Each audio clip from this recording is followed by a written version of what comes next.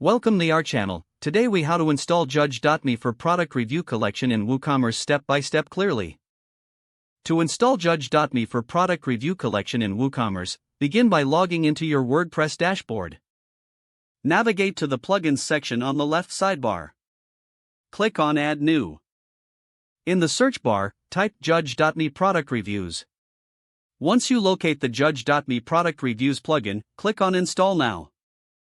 After the installation is complete, click on Activate. Upon activation, you will see a new Judge.me option in the left sidebar. Click on Judge.me to access the settings. You will be prompted to create an account or log in if you already have one. Follow the on-screen instructions to set up your Judge.me account. Once logged in, you can configure the settings according to your preferences. Adjust the settings for review requests, widgets, and email notifications as needed. To enable review collection, navigate to the review request settings. Here, you can customize how and when your customers receive review requests. Ensure that you enable the feature for automatic request emails after purchase. Next, go to the display settings to customize how choose your preferred style and layout for the review widget. After configuring all settings, click on Save Changes. Now, go to one of your product pages to verify that the review widget is displayed correctly. You can also test the review request feature by placing a test order. Monitor your dashboard to see incoming reviews.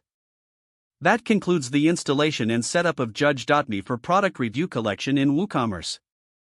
If the page does not load, refresh the browser or try again in a private or incognito window. Make sure you are using the correct email address, then retype it carefully to avoid small typos. If your password is not accepted, use the reset option and create a new strong password you can remember.